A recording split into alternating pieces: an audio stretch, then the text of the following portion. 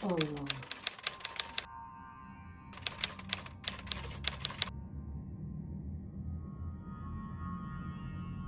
Assalamualaikum warahmatullahi wabarakatuh. Assalamualaikum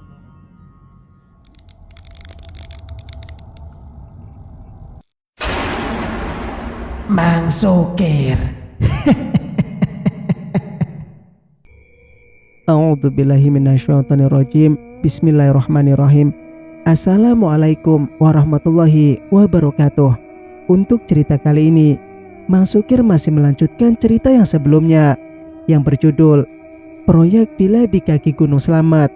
Cerita ini ditulis oleh Aiswa Nahla. Dan tak usah berlama-lama, langsung saja kita ke ceritanya. Dengan sesuatu di luar sana, jawabku singkat. Ada siapa di luar? Jangan pak, kita fokus sholat saja, tegurku saat Pak Sunarto hendak mengintip. Tiba-tiba terdengar suara gemuruh dari atas atap. Pak Sunarto menoleh ke arahku. Tenang saja, kita lanjutkan sholat, kataku. Aku berjalan ke depan pintu, membaca doa perlindungan lalu kembali ke tempat imam. Suara gemuruh masih terus berlangsung, tetapi aku tak peduli. Aku membaca surat dengan suara lantang walaupun hanya ada kami berdua. Ketika aku sampai pada surat Al-Jin, tiba-tiba suara gemuruh itu berhenti. Suasana menjadi hening hingga kami selesai sholat. Setelah berzikir, suara itu kembali terdengar. Maaf, Adam. Setelah aku lepas semua yang aku punya, aku jadi tak tahu apa-apa. Semua ilmu yang kupelajari sebelumnya lenyap, kata Pak Sunarto. Tapi sampean tidak takut kan? Tanyaku. Tidak, hanya sesekali aku merasa gemetar, terangnya. Itu wajar. Saya juga kadang-kadang gemetar. Tetapi saya tetap semangat dan yakin kalau tidak ada kekuatan selain kekuatan Allah. Betul kata Ibrahim. Aku beruntung kenal sama kamu, jawab Pak Sunarto. Aku hanya tersenyum. Ada yang mau ketemu saya ini, ucapku ketika suara di luar semakin keras. Jika tadi suara dari atas atap, sekarang suara benturan di dinding. Biarkan dia berulah di luar sana. Nanti saya hadapi. Sekarang kita makan dulu, lanjutku. Setelah menikmati rezeki, aku istirahat sebentar bersandar pada dinding. Suara itu masih belum reda. Sekitar 10 menit aku beristirahat sambil meminum secangkir kopi. Tak lama, aku bangun dan menuju pintu musola. Sampean tunggu di dalam saja, Pak. Di situ ada Al-Quran. Sampean bisa membacanya kalau bisa. Kalau ndak bisa, baca saja yang sampean tahu, saranku padanya. Kenapa tak ajak aku keluar? Mungkin aku bisa membantumu, tanyanya. Sampean baca Al-Quran saja sudah cukup membantu saya, jawabku. Lalu keluar dari musola kemudian menutupnya kembali.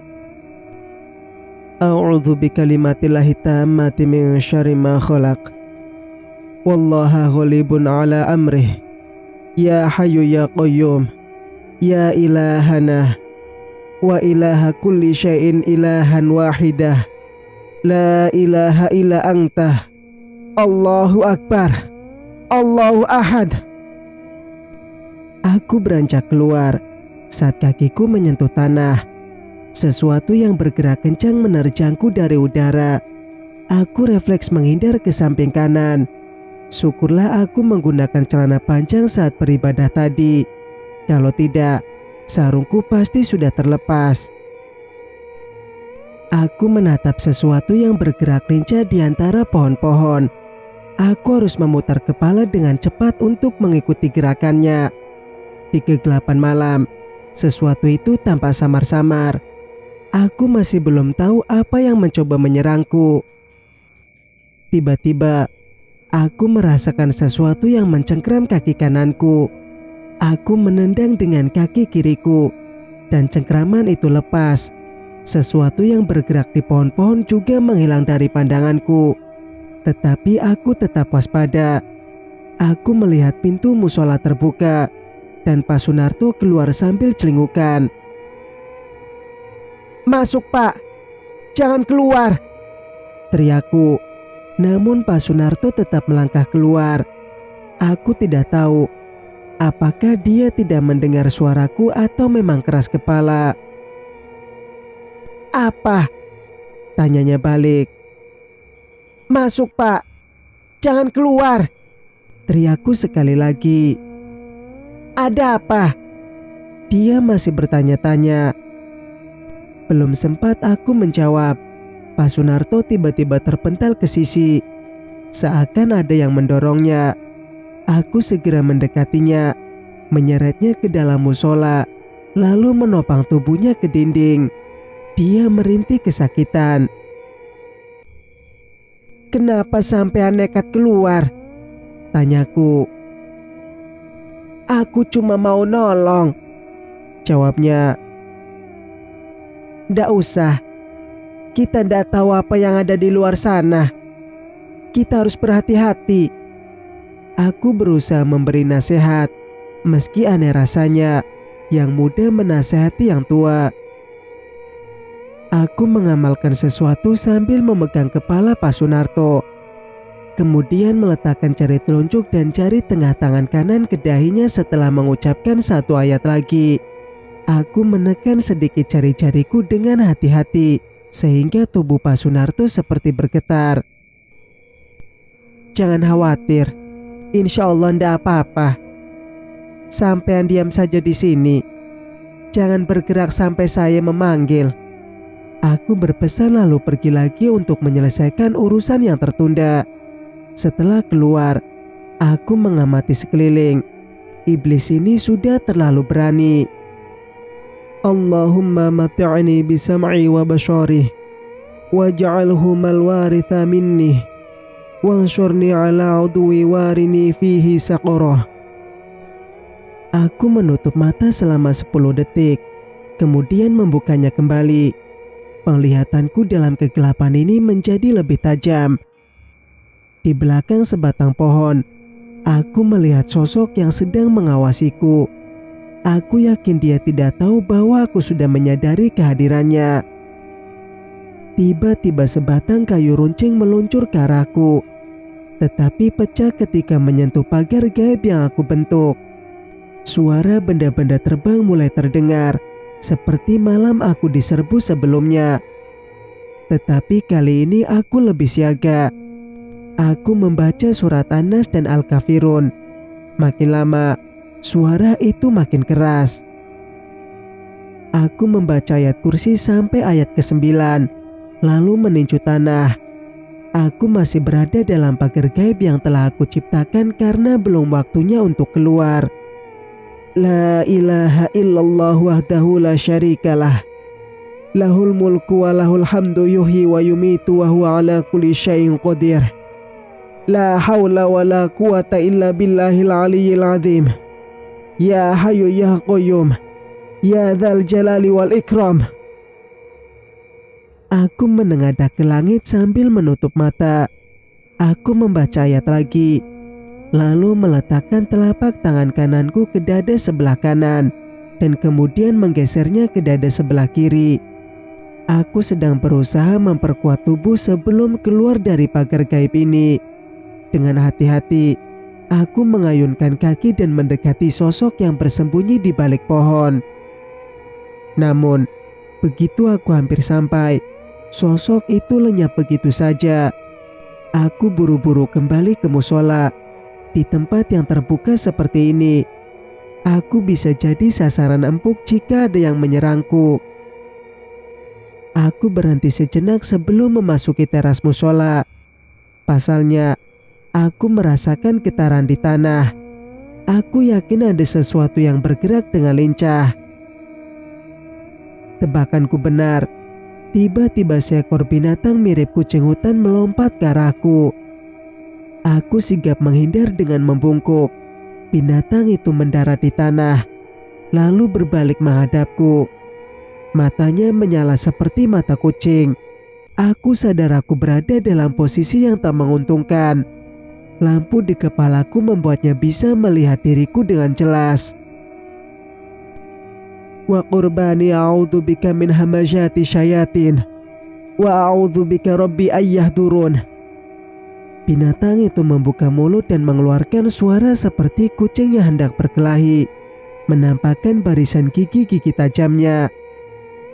Bismillahirrahmanirrahim.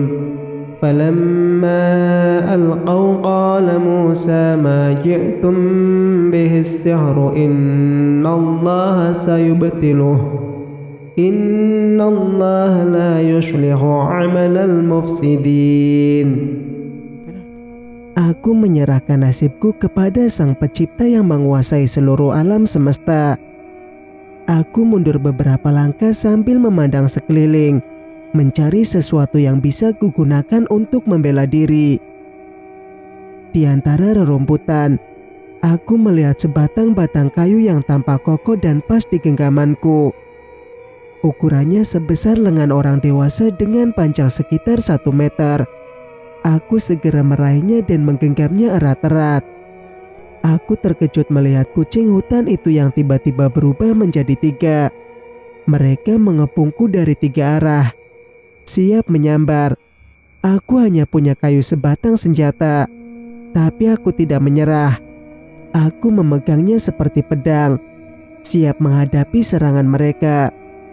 2 di antaranya melompat bersamaan, 1 dari depan dan 1 dari kanan. Aku menendang yang dari kanan dan memukul yang dari depan dengan kayu.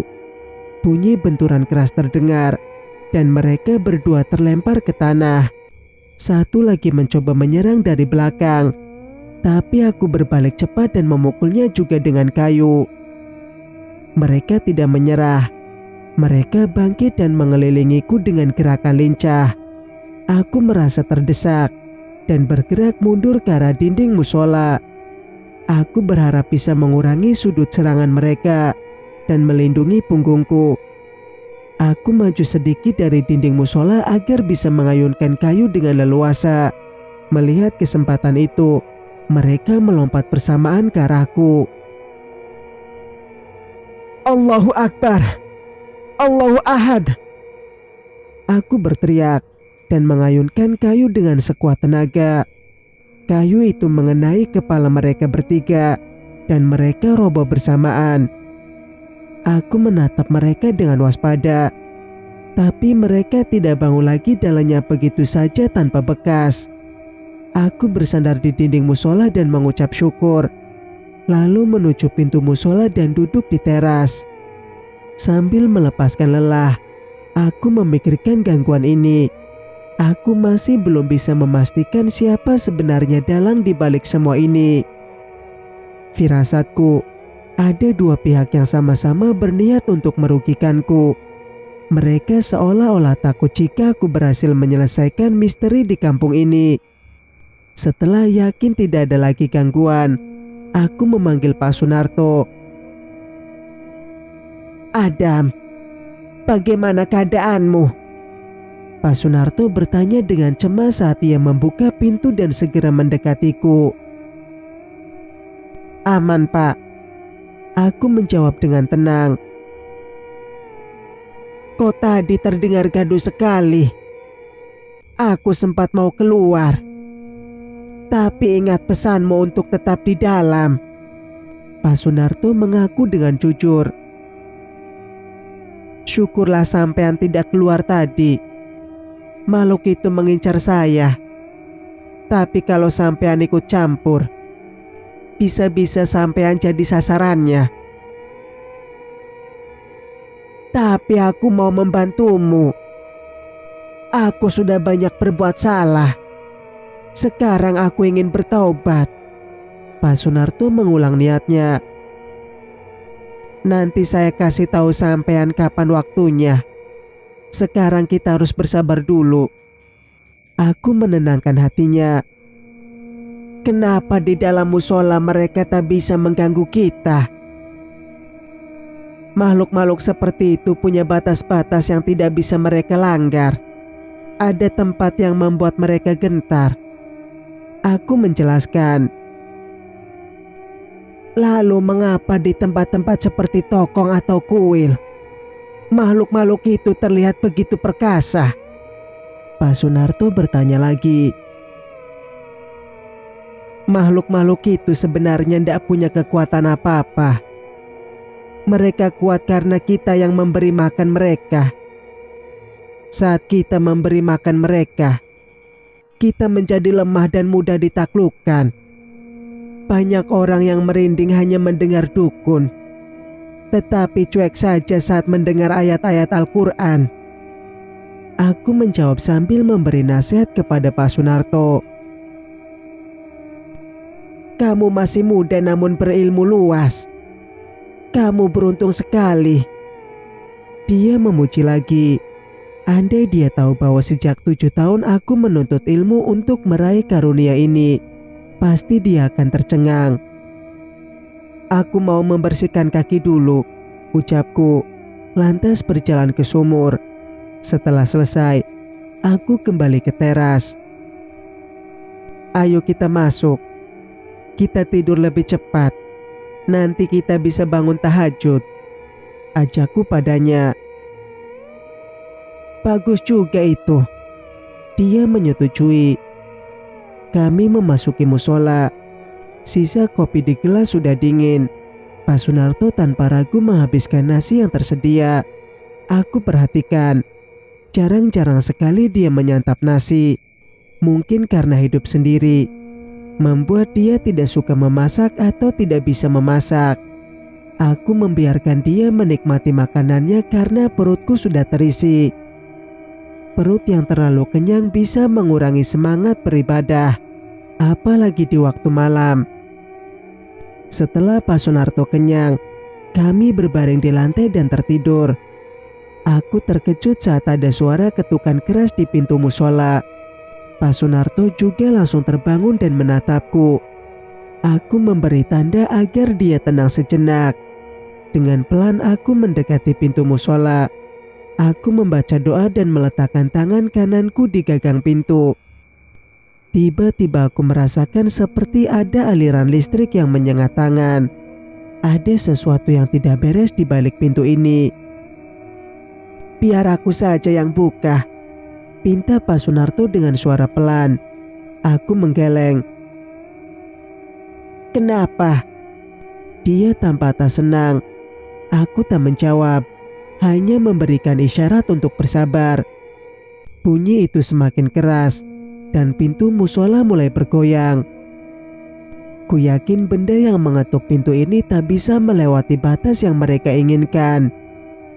Ada kekuatan misterius yang merasuki Pak Sunarto, karena secara mendadak dia meloncat ke pintu dan mendobraknya. Begitu pintu terbuka, Pak Sunarto seakan disambar oleh sesuatu. Aku yang terperanjat segera mengambil lampu senter kepala dan ikut melompat keluar. Aku melihat tubuh Pak Sunarto diseret ke arah hutan dengan ganas oleh makhluk itu. Aku berusaha mengejarnya, tak ingin kehilangan jejak.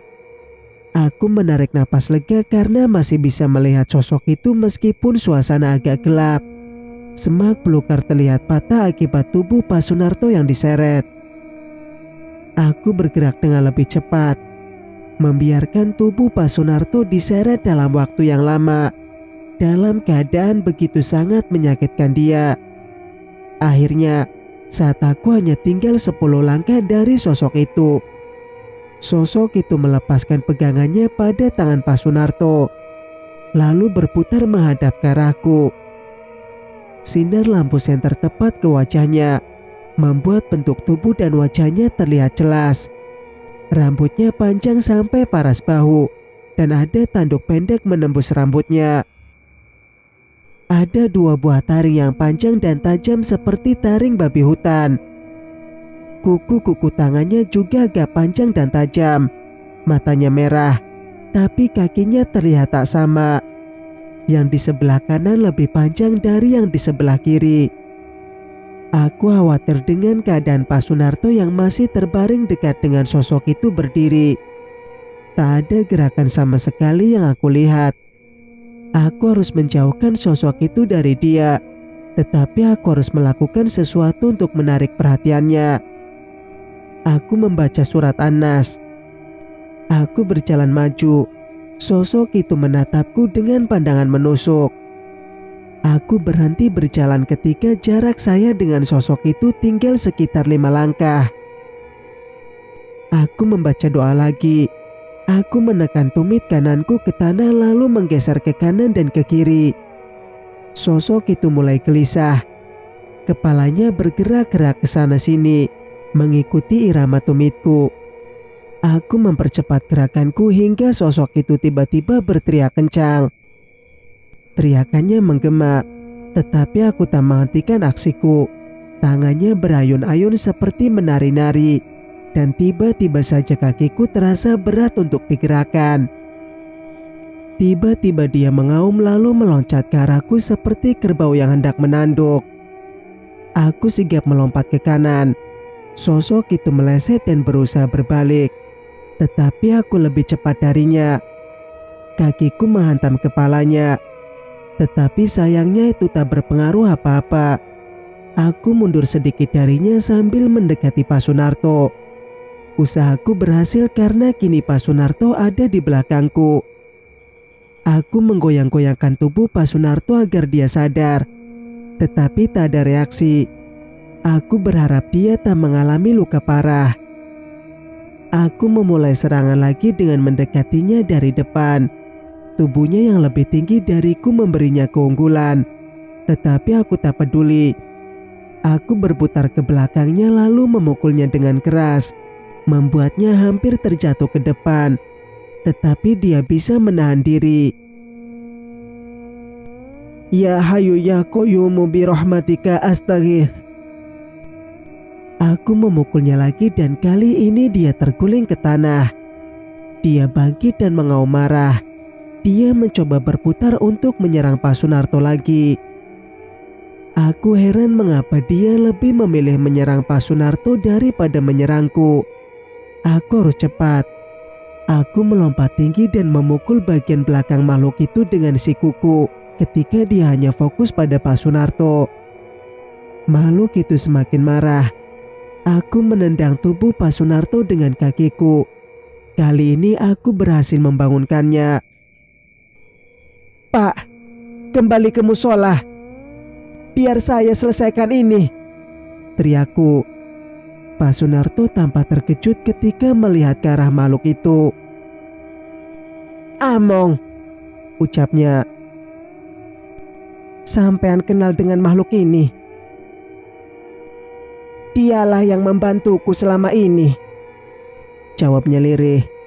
Akhirnya aku tahu alasan dibalik serangan Among yang ganas terhadap Pak Sunarto. Among lebih memilih mengincar Pak Sunarto daripada aku, karena Pak Sunarto adalah orang yang pernah memberinya kekuatan.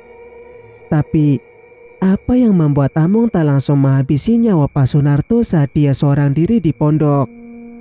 Aku menduga, mungkin Among masih menyimpan harapan Pak Sunarto akan kembali bersamanya. Dan karena itu, dia masih berusaha bersikap halus dengan Pak Sunarto. Namun, ketika aku muncul di pondok Pak Sunarto kemarin dan berniat menolongnya, Among sadar Pak Sunarto sudah benar-benar tak menginginkannya lagi. Maka dari itu, malam ini Among mengamuk. Maafkan aku Among, aku sudah insaf. Aku tak mau lagi melakukan hal-hal yang melanggar syariat. Kembalilah ke tempat asalmu. Pak Sunarto dengan suara penuh penyesalan. Aku tak mengganggunya. Biarlah dia mengucapkan apa yang ada di hatinya kepada makhluk yang pernah menjadi temannya. Sementara itu, aku bergerak mendekati Pak Sunarto. Aku pikir aku sudah membuang semuanya, tetapi ternyata Among masih ada. Aku minta maaf Adam. Aku tak sengaja menyembunyikan ini darimu, kata Pak Sunarto. Makhluk seperti ini tidak bisa sembarangan dibuang. Malam ini kita harus menghancurkannya, Pak, jawabku. Setelah aku berbicara, makhluk itu mengaum keras dan melancarkan serangan ke arah kami berdua. Awas, Pak, pekiku sambil menjaga Pak Sunarto. Among berusaha mencekik Pak Sunarto, tetapi kakiku lebih sigap. Aku menendang tangannya dan sekaligus meninju perutnya. Meskipun tak keras, tetapi ketika perutnya terkena, ia terpental ke belakang. Aku lalu mendekatinya dan masih tergeletak. Aku menyerang perutnya sekali lagi. Dampak dari serangan itu, tubuh makhluk itu menjadi seperti kertas tipis. Aku harus menyelesaikan niat Pak Sunarto untuk menghapus semua ilmu hitam yang dimilikinya. Aku membaca doa, lalu menekan ibu jariku pada dahi makhluk itu. Ada apa ini? Tiba-tiba aku mendengar suara seseorang berteriak. Aku menoleh ke arah suara itu, dan itu adalah kesalahan besar. Makhluk itu tiba-tiba lenyap. Aku melihat 3 orang berjalan ke arahku dan akhirnya berhenti di depanku. Salah satunya adalah Pak Usman, pemimpin desa ini. Yang lain adalah seorang pria botak, dan satu lagi pria muda yang tanpa aku kenal. Orang yang kemarin datang ke musola dan menegurku. Nyari kayu, Pak, dustaku. Malam-malam gini buat apa nyari kayu? Tanya Pak Usman lagi. Buat masak, Pak. Saya numpang tinggal di musola. Soalnya sayang kalau dibiarkan sepi. Sampean ngapain di sini? Balikku bertanya pada pria muda di samping Pak Usman. Aku merasa ada sesuatu yang ganjil dengan kehadirannya di sini. Loh, kamu kenal? Ini putra saya, Rizal. Tadi aku sama anakku baru pulang dari ziarah. Kamu tinggal di musola. Oh, ini anak sampean. Pak Usman mengangguk, sedangkan putranya hanya menatapku dingin. Saya ndak boleh tinggal di musola ya, Pak, timpalku.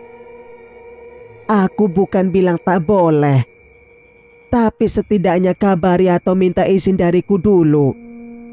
Kalau ada apa-apa di sini dan aku tak tahu menahu, bagaimana aku akan memberi penjelasan? Aku datang ke sini karena mendengar suara ribut dari arah sini. Suaranya agak keras. Aku sadar dalam hal ini aku yang salah karena mengabaikan cara menghormati tempat orang. Saya minta maaf, Pak. Itu salah saya, kataku untuk menenangkan suasana. Aku senang kamu menghidupkan kembali musola itu. Setelah Saleh wafat, musola ini memang terlantar. Kalau kamu ingin memakainya, aku izinkan. Tapi tolong jaga kebersihan di dalam dan di luar musola, katanya lagi. Insya Allah, Pak. Sekali lagi saya minta maaf. Tadi pas nyampe, aku lihat kamu sedang memukul tanah. Apa yang sedang kamu lakukan? Saya sedang belajar silat juga tadi, Pak, jawabku singkat. Aku yakin dia dan 2 orang lainnya tak melihat makhluk tersebut. Lalu, suara keras tadi itu apa? Tanya dia lagi. Aku bingung hendak menjawab apa. Itu suara mercon. Aku gunakan untuk mengusir monyet. Tiba-tiba Pak Sunarto menyahut. Sunarto? Apa kamu Sunarto? Pak Usman bertanya dengan heran. Mungkin baru menyadari kehadiran Pak Sunarto. Iya, Pak Usman. Ini aku Sunarto. Kamu ini seperti hantu. Sebentar orang bilang kamu mati, sebentar hidup. sekarang ada di depanku.